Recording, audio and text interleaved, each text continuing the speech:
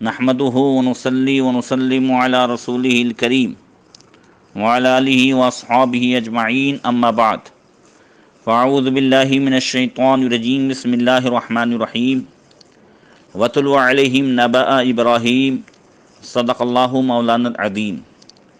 درود شریف پڑھیں، اللہم صلی علی سیدنا مولانا محمد معدن الجود والکرم وآلہ وصحبہ وبارک وسلم۔ محترم سامعین، درس تفسیر میں حضرت سیدنا ابراہیم علیہ السلام کا تذکرہ چل رہا ہے۔ گزشتہ کل یہ بات بیان ہوئی تھی کہ حضرت ابراہیم علیہ السلام کے سامنے قوم شکست کھا گئی، ان کی کوئی دلائل کا ان کے پاس جواب نہیں تھا، تو وہ حضرت ابراہیم علیہ السلام کو تکلیف دینے پر اتر آئے اور انہوں نے کہا قالوا حرقه وانصروا آلهتكم ان کنتم فاعلین، کہ ابراہیم کو جلا دو اور اپنے خداؤں کی مدد کرو اگر تم کچھ کرنا چاہتے ہو۔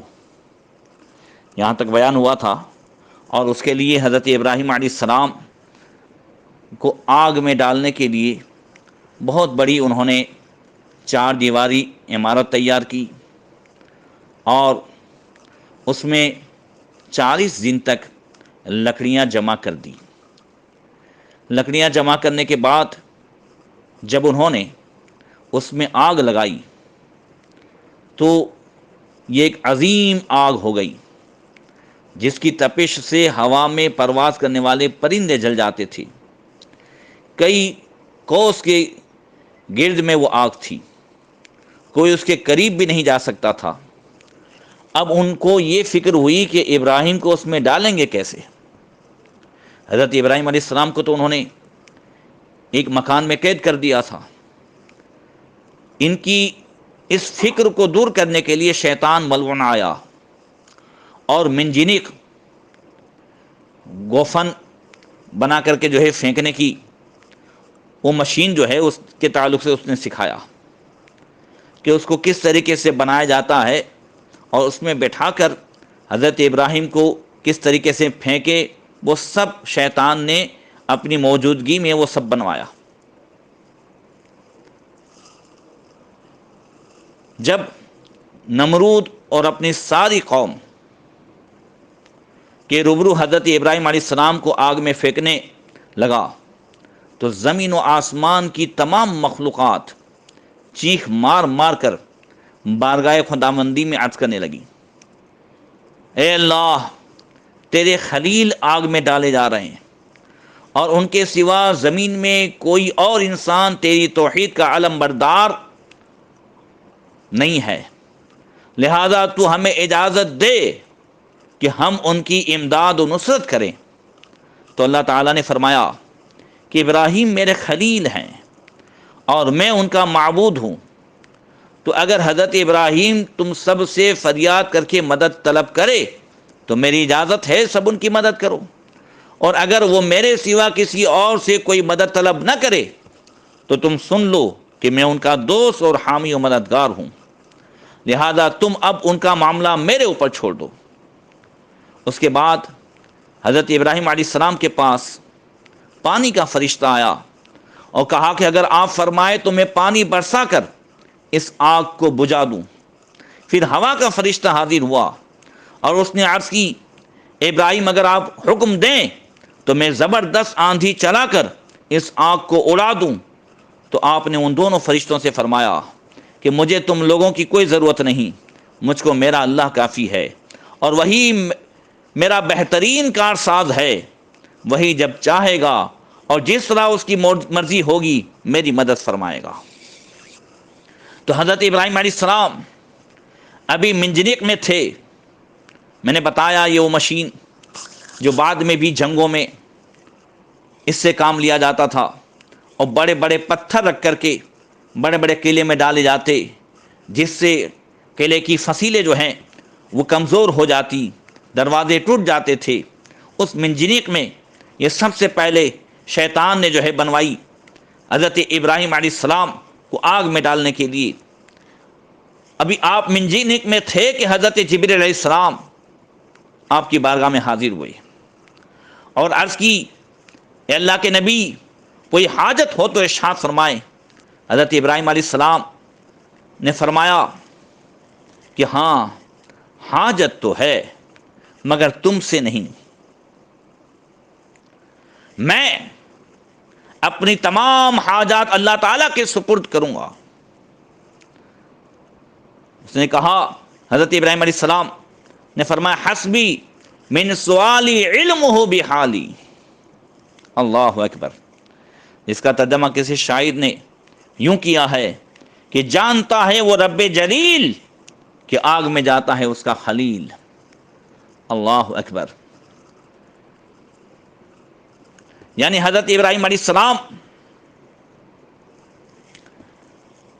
ابھی منجنیق میں ہے اور ادھر جبرائیل علیہ السلام کہہ رہے ہیں ہے کوئی جو ہے آپ کی حاجت تو اللہ تعالیٰ کی بارگاہ میں پہنچاؤں؟ تو آپ نے فرمایا کہ مجھے میرا رب ہی کافی ہے۔ اور جب آپ کو منجنیق میں باندھ کر کے رکھا گیا تو حضرت ابراہیم علیہ السلام اس وقت یہ دعا پڑھ رہے تھے، لا الہ الا انت سبحانک لک الحمد ولک الملک لا شریک لک۔ اور جب حضرت ابراہیم علیہ السلام کو منجنیق سے آگ میں ڈالنے لگے تو آپ نے یہ پڑھا، حسبنا اللہ ونعم الوکیل، حسبنا اللہ ونعم الوکیل۔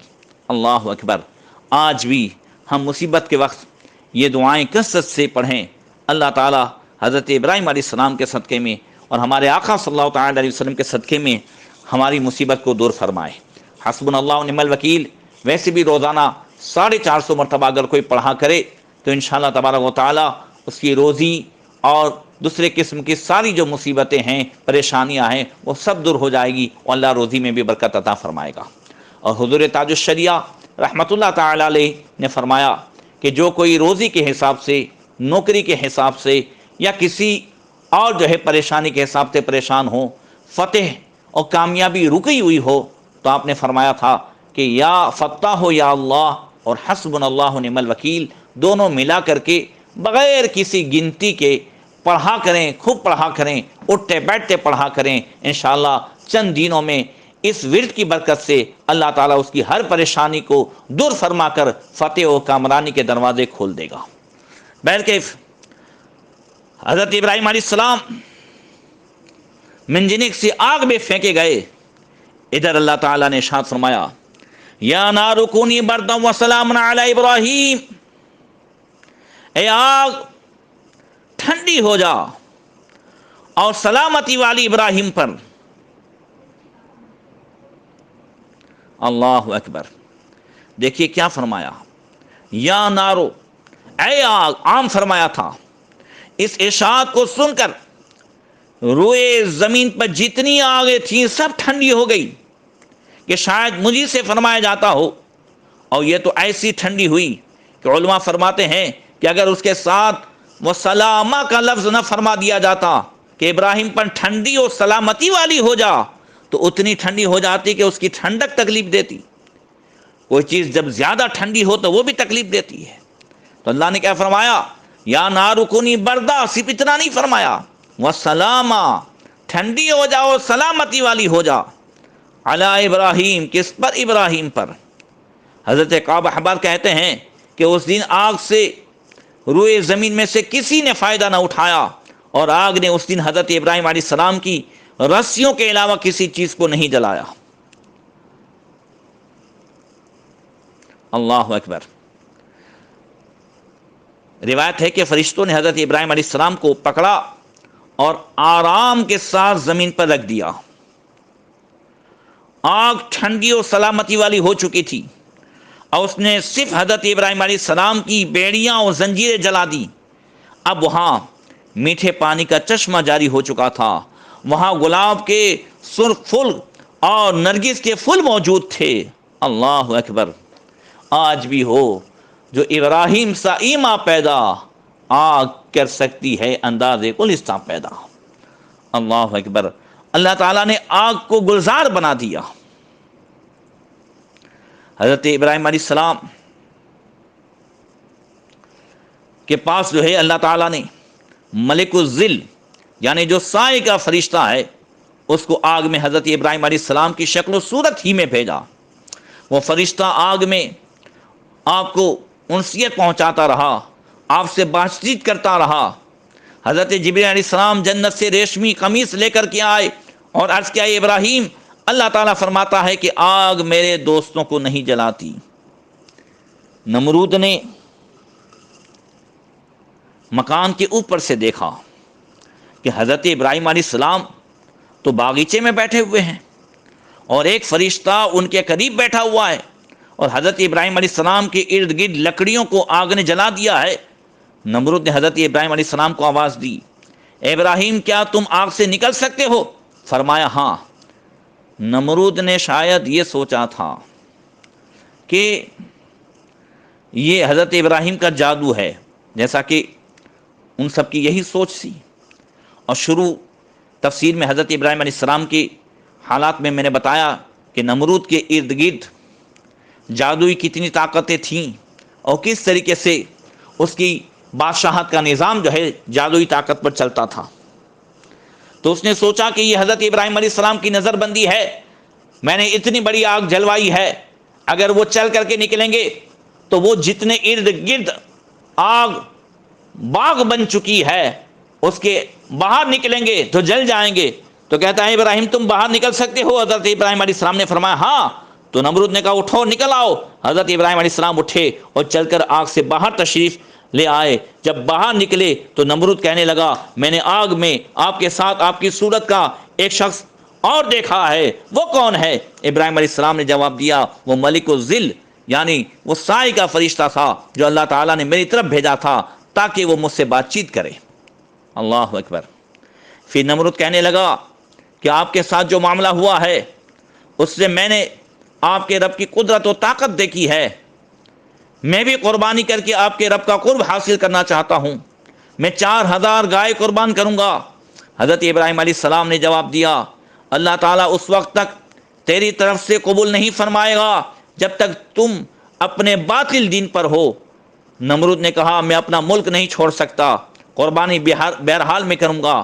پھر اس نے قربانی کی۔ حضرت ابراہیم علیہ السلام نے کوئی تعارض نہیں کیا۔ یہاں پر ایک دو باتیں جو مفسرین نے خاص جو ہے بیان کی ہے۔ حضرت ابراہیم علیہ السلام کی اس وقت عمر شریف ایک روایت کے مطابق 16 سال کی تھی اور ایک روایت میں ہے کہ 26 سال کی تھی۔ حضرت ابراہیم علیہ السلام کتنے دن آگ میں رہے؟ تفسیر قرطبی میں ہے کہ 7 دن رہے اور تفسیر کبیر میں ہے کہ آپ 40 دن رہے۔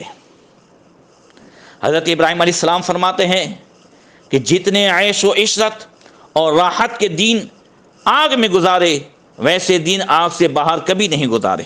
اللہ اکبر۔ حضرت سیدنا ابراہیم علیہ نبی علیہ الصلوۃ والتسلیم کے لیے جو آگ جلائی گئی، میں نے کہا تھا کہ لکڑیاں بڑے چھوٹے سب جمع کر رہے تھے۔ اب اس میں خاص کر کے 2 جانوروں کا بھی تذکرہ سنیں جو احادیث میں اور تفسیر میں موجود ہیں۔ حضرت سیدنا کعب، حضرت قتادہ اور حضرت امام زہری رضی اللہ تعالیٰ عنہ مجمعین کہتے ہیں کہ اس دن حضرت ابراہیم علیہ السلام کی آگ کو ہر جانور نے بجھانے کی کوشش کی سوائے گرگٹ کے، جسے ہم کاکنڈا کہتے ہیں۔ وہ پھونک مار کر آگ کو بھڑکاتا تھا، اس لیے اللہ کے رسول صلی اللہ تعالیٰ علیہ وسلم نے اسے قتل کرنے کا حکم دیا اور اسے چھوٹے فاسق کا جو ہے لقب دیا۔ بخاری شریف میں ہے، حضرت ام شریک رضی اللہ تعالیٰ عنہ سے روایت ہے کہ ان رسول اللہ صلی اللہ علیہ وسلم امر بقتل الوزغ وقال كان ينفخ على ابراہیم علیہ السلام۔ رسول اللہ صلی اللہ تعالیٰ علیہ وسلم نے گرگٹ کے قتل کرنے کا حکم دیا اور فرمایا کہ ابراہیم علیہ السلام کے لیے کافروں نے جو آگ جلائی تھی یہ اسے پھونکتا تھا، پھونک مار کر کے اسے اور بھڑکانے کی کوشش کرتا تھا۔ اور دوسری روایت میں حضرت سعد رضی اللہ تعالیٰ عنہ سے کہ رسول اللہ صلی اللہ تعالی علیہ وسلم نے فرمایا امر بقتل الوزغ وسماه فویسقا، نبی کریم صلی اللہ تعالی علیہ وسلم نے گرگٹ کے مارنے کا حکم دیا اور آپ نے فرمایا کہ اس کا نام جو ہے چھوٹا فاسق ہے۔ اور حضرت ابو ہریرہ رضی اللہ تعالی عنہ سے روایت ہے کہ حضور نے فرمایا من قتل وزغا فی اول ضربۃ کتبت له 100 حسنۃ وفی الثانیۃ دون ذلک وفی الثالثۃ دون ذلک، کہ جس نے گرگٹ کو پہلی ضرب میں یعنی ایک وار میں مارا تو اس کے لیے 100 نیکیاں لکھی جاتی ہیں، اور جس نے 2 ضرب میں مارا تو اس کے لیے اس سے کم نیکیاں لکھی جاتی ہیں، اور جس نے 3 ضرب میں مارا تو اس کے لیے اس سے کم نیکیاں لکھی جاتی ہیں۔ اب یہاں پر ایک بات غور کرنے کی ہے، اور وہ یہ بھی ہے کہ گرگٹ تو آگ میں پھونک مار کر اسے اور بھڑکانے کی کوشش کر رہا تھا، مگر ہدہد پرندہ اپنی جو ہے لمبی چونچ میں پانی لاتا اور دور سے آگ پر ڈال دیتا تھا کہ آگ بجھ جائے۔ اب سوچئے کہ گرگٹ کے پھونک مارنے سے آگ تیز نہیں ہوئی اور ہدہد کے اپنی چونچ میں پانی لا کر ڈالنے سے آگ بجھی نہیں، مگر شارحین حدیث فرماتے ہیں، حضرت مفتی احمد یار خان صاحب نعیمی رحمۃ اللہ تعالی علیہ فرماتے ہیں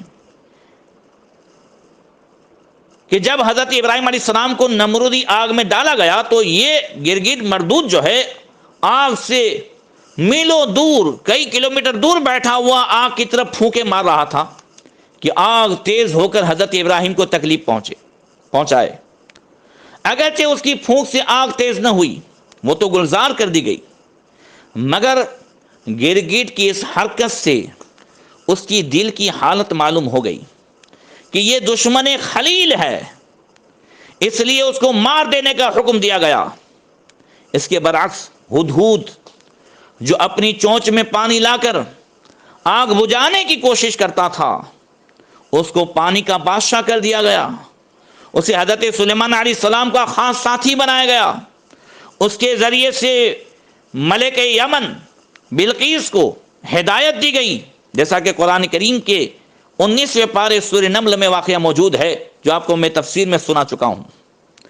اس سے معلوم ہوا کہ عداوت نبی کا انجام برا ہے، محبت رسول کا انجام اچھا، اور یہ بھی معلوم ہوا کہ جانوروں میں بھی بعض نبی کے محب ہیں، محبت کرنے والے ہیں، اور بعض نبی کے دشمن ہے۔ اسی طرح پتھروں میں بھی، پہاڑوں میں بھی حضور فرماتے ہیں احد پہاڑ ہم سے محبت کرتا ہے اور عیر پہاڑ جو ہے ہم سے بغض رکھتا ہے، دشمنی رکھتا ہے۔ اللہ اکبر۔ یاد رکھیے، نبی سے جس نے محبت کی اس کا بیڑا پار ہے، نبی سے محبت کرنے کا انجام جو ہے وہ کامیابی ہی کامیابی ہے۔ اللہ اکبر۔ اس کا جو نتیجہ ہے وہ کامیابی ہی کامیابی ہے۔ وَمَن يُطِعِ اللَّهَ وَرَسُولَهُ فَقَدْ فَازَ فَوْزًا عَظِيمًا، اور جس نے اللہ رسول کا کہا مان لیا اس کے لیے تو سب سے بڑی کامیابی ہے۔ سبحان اللہ۔ تو اس سے معلوم ہوا کہ ہم انبیاء کرام سے محبت کریں، اور یاد رکھیں کسی صورت میں جو ہے برائی کو مٹانے کی کوشش کریں، اور ہمیشہ نیکیوں کے قریب رہنے کی کوشش کریں۔ انشاءاللہ تبارک و تعالی آئندہ پھر کیا ہوا، نمرود کے ساتھ کیا معاملہ ہوا، نمرودیوں کے ساتھ کیا ہوا، یہ انشاءاللہ آئندہ کل بیان ہوگا۔ آج کہ اس میں جو ہے یہ کل آپ نے مسئلہ سماعت کیا کہ قربانی کا جو نصاب ہے اس میں اور زکوٰۃ کے نصاب میں فرق ہے، تو اسی کے ساتھ ساتھ یہ مسئلہ بھی ذہن میں رکھیں۔ عام طور سے ایک پرانا رواج یہ ہے کہ گھر میں جتنے مالک نصاب ہوتے ہیں، جیسا کہ کل میں نے نصاب بتایا تھا، پھر سے آپ سن لیجئے گا، اس کے حساب سے کبھی زیادہ کپڑے ہونے کی وجہ سے، کبھی جو ہے ہمارے پاس اگر بینک بیلنس ہے یا کسی کے جو ہے فکس ڈپوزٹ میں پیسے ہیں، یا ہماری عورتوں کے پاس اگر سونا چاندی ہے اور وہ ملا کر کے 25-30 ہزار روپے کا ہو جاتا ہے تو قربانی سب پر واجب ہے. مگر پرانا رواج یہ ہے کہ گھر میں جو وڈیل ہے اس کے نام سے ہو جائے، یا 1 سال اس کے نام سے ہو جائے 1 سال اس کے نام سے ہو جائے، تو یہ غلط ہے. بلکہ جتنے صاحب نصاب گھر میں ہیں اور جو بالغ ہیں ان کے پاس ان نصاب میں سے کچھ نہ کچھ ہے اور اس سے وہ مالک نصاب ہو جاتے ہیں، تو ان پر قربانی واجب ہے. اور یہ نہیں کہ 1 سال ہر سال واجب ہے، بشرطے کہ وہ مالک نصاب رہتے ہوں. اور دوسری بات یہ ہے کہ جتنے گھر میں زندہ لوگ جو مالک نصاب ہیں، پہلے ان کے نام کی ہوگی، بعد میں کسی مرحوم کے نام کی. مرحوم کے نام کی ایصال ثواب کے طور پر قربانی کرنا، یا نبی کریم صلی اللہ تعالی وسلم کے نام سے، غوث پاک کے نام سے، یہ اچھی باتیں ہیں. مگر سب سے پہلے جن پر واجب ہے ان کے نام سے کی جائے. اس لیے کہ اگر ہم نبی کریم صلی اللہ تعالی وسلم کے نام سے یا مرحومین کے نام سے نہیں کریں گے تو کوئی گناہ نہیں، کریں گے تو ثواب ہے. مگر جن پر واجب ہے ان کے نام سے اگر نہیں کریں گے تو پھر گناہ گار ہوں گے. اللہ تعالی ہم سب کو ان دنوں کے فضائل سے مالا مال فرمائیں، اس میں زیادہ سے زیادہ عبادت کرنے کی توفیق عطا فرمائیں. السلام علیکم ورحمۃ اللہ وبرکاتہ.